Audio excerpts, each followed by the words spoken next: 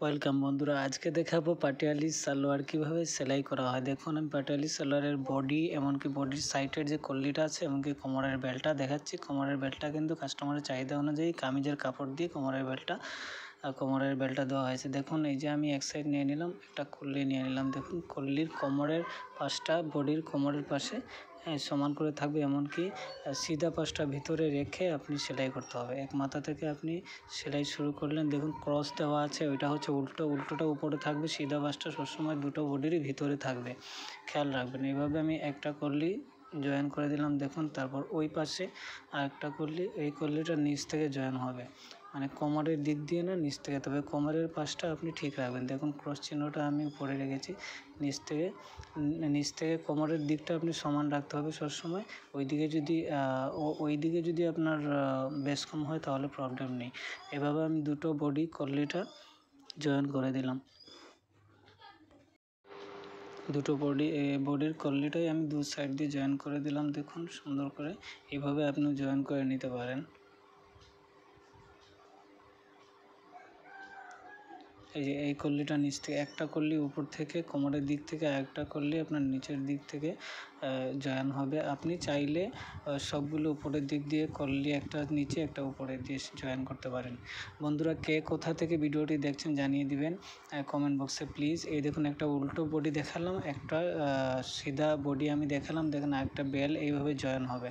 এখন আমি কি করব, দেখুন, আমি যে কল্লিটা লাগালাম, কল্লির যে এই ছোটো একদম পাশের সাইডটা, এই যে এই সাইডটা সিধা পাশটা ধরে নিলাম, এমনকি আরেকটা বডির এই একটা পাশ নিয়ে নিব। কোমরে মিল রেখে, কোমরের সাইড মিল রেখে নিচ থেকে দেখুন আমি এই যে দুটো সিধা পাশটা কিন্তু ভিতরে দিলাম, মিলিয়ে সিধা পাশটা মিলিয়ে সুন্দর করে। দেখুন, এই যে উল্টো সাইডটা সবসময় উপরের দিক দিয়ে থাকবে। দেখুন, কোমরের দিক দিয়ে ধরে আমি নিচ থেকে সেলাইটা নিয়ে নিলাম দুটো বডি। এইটা জয়েন দেওয়ার পরে দুটো বডি দেখবেন অনেক লম্বা হয়ে গেছে।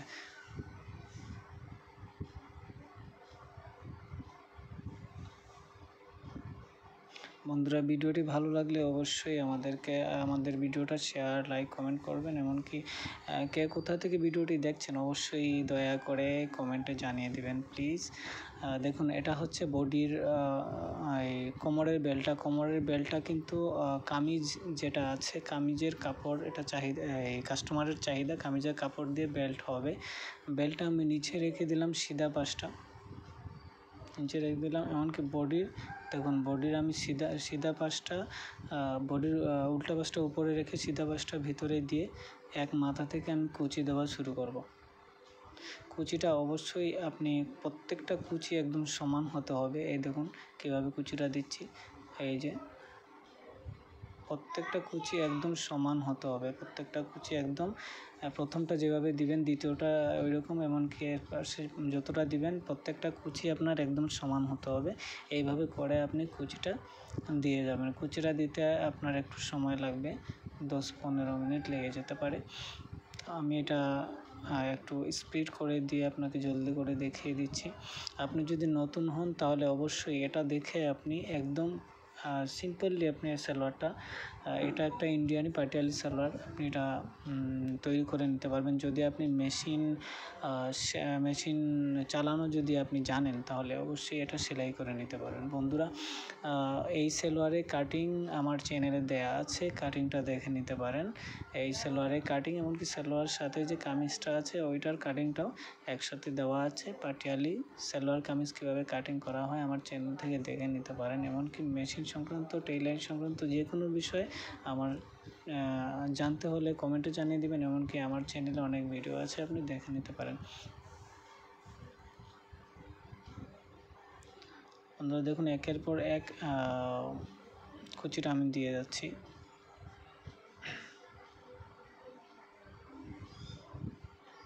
এইভাবে করে আপনি খুব সহজভাবে আপনি কুচিটা দিয়ে যেতে পারেন। সবগুলো এক পাশ দিয়ে কুচি হবে। এই এই এই যে কাটিংটা, এই যে সেলোয়ারের কাটিংটা, এই সেলোয়ারের কাটিংটা যদি আপনি দেখেন, যদি আপনি কাটিং না জেনে থাকেন, তাহলে এই কাটিং দিয়ে আমি যেভাবে কাটিংটা দেখিয়েছি ওই কাটিং দিয়ে আপনি যে কোনো সাইজের সেলোয়ার কাটতে পারবেন। এমনকি এই যে সেলাইয়ের ধরনটা দেখছেন, এই সেলাইটা একইভাবে প্রত্যেকটা সেলোয়ারের সেলাই একইভাবে।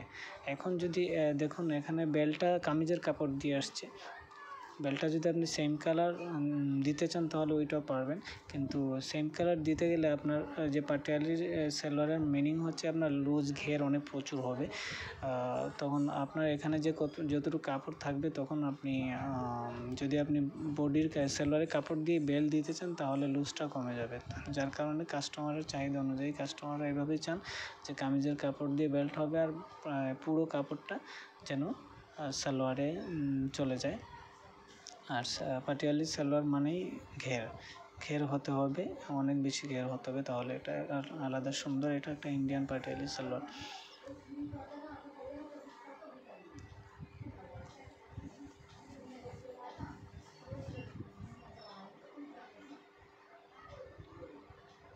আমরা দেখুন একদম শেষ পর্যায়ে চলে এসেছি কুচি দিয়ে দিয়ে।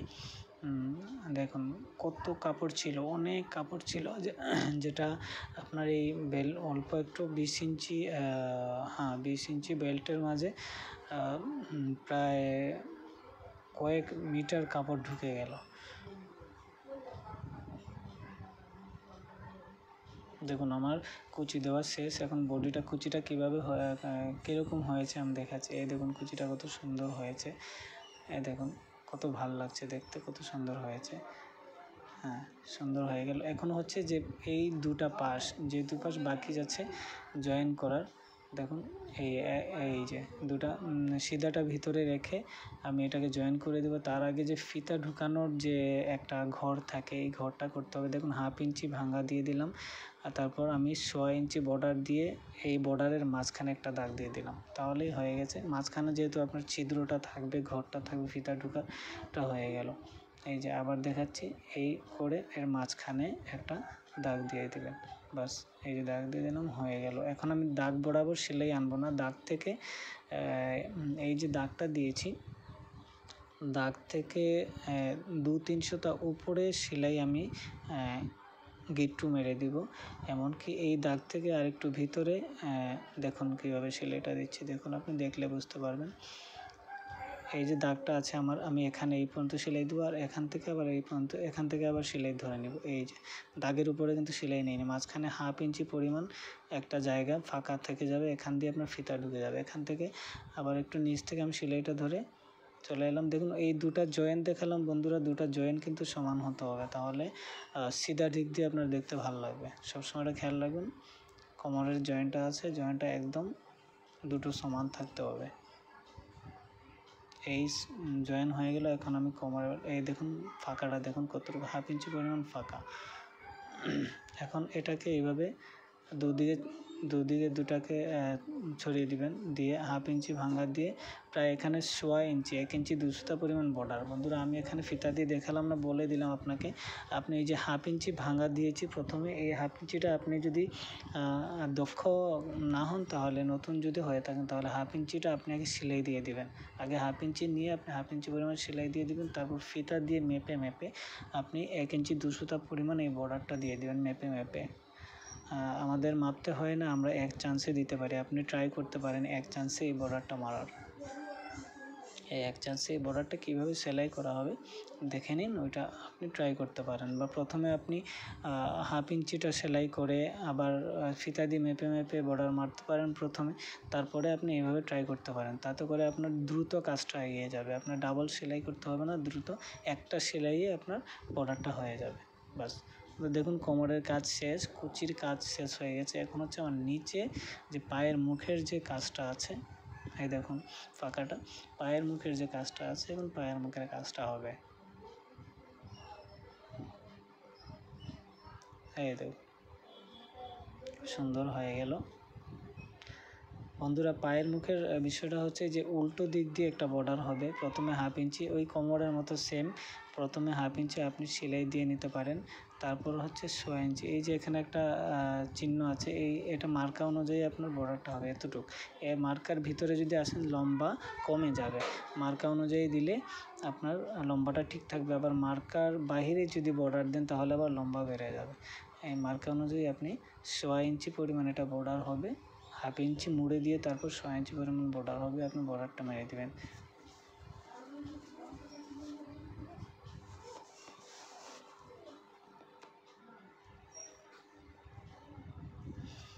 দুটা পা একসাথে সেলাই করে নিলাম। দেখুন উল্টো পাশ দিয়ে হবে, আপনি আবার সিধা পাশ দিয়ে দিবেন না।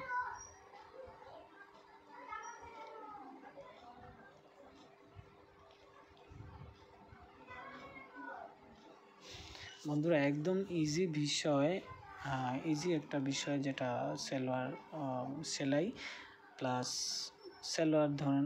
বন্ধুরা এখানে দেখুন 5টা 6টা সেলাই হবে, এই পরিমাণে গ্যাপ দিয়ে 5টা 6টা সেলাই হবে, আপনি 5টা 6টা সেলাই দিয়ে দিতে পারেন। হ্যাঁ, এটার ভিতরে প্রায় 100টা পরিমাণ ফাঁক রেখে আপনার এখানে প্রায় 5টা সেলাই হবে। আমি সেলাইটা দিয়ে আপনাদেরকে দেখাচ্ছি। তার আগে বলে রাখি বন্ধুরা, সেলাই একদম সহজ, যদি আপনি না বুঝেন তাহলে ভালো করে ভিডিওটি দেখবেন, বোঝার চেষ্টা করবেন। আর যদি এর থেকে আরও সহজ করে বুঝিয়ে আপনাদেরকে দেখাতে হয় তাহলে কমেন্টে জানিয়ে দেবেন, তাহলে এর থেকে আরও সহজ করে বোঝানোর চেষ্টা করব। আপনি যদি ভিডিওটা দেখে উপকৃত না হন তাহলে ভিডিও দেখার কোনো মানে হয় না। আপনি শিখতে এসেছেন, শিখবেন, আমরা শেখানোর জন্য আছি। যেটা শিখতে চান আমাদেরকে জানাবেন, আমরা আপনার বিষয় নিয়ে ভিডিও আপলোড করে দিব, আপনারা শিখে নিতে পারবেন খুব সহজভাবে। দেখুন বন্ধুরা আমি এক চাপ করে সেলাই দিয়ে এটা আমি ভরে দিচ্ছি জায়গাটা।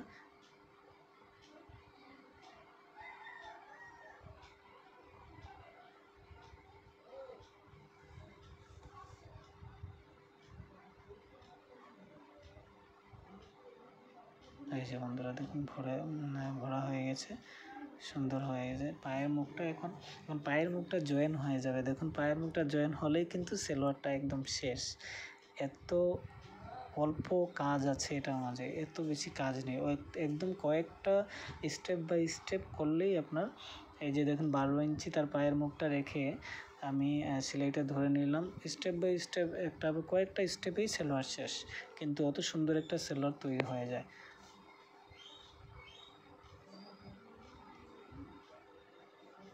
বন্ধুরা এখানে যে কল্লির জয়েন্টটা আছে দুটো একসাথে দেখে নেবেন, দুটো সমান সমান হবে। তারপর দেখুন এভাবে মাঝখানে হাইয়ের যে জয়েন্টটা আছে মাঝখানে, এটাও সমান হবে, খেয়াল করবেন।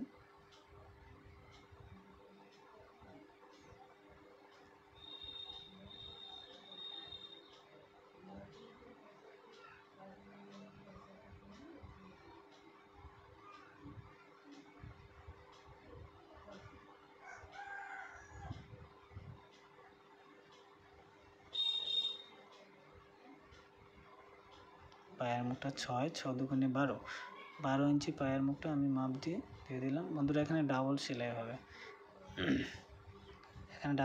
হবে, কারণ সেলাই যেন ছুটে না যায় বা ছিঁড়ে না যায়, যেহেতু এটা আড়া কাপড় ছিঁড়ে যাওয়ার সম্ভাবনা থাকে। আমি এখানে ডাবল সেলাই দিয়ে দিব, ডাবল সেলাই হলে একটু টেকসই হবে, মজবুত হবে।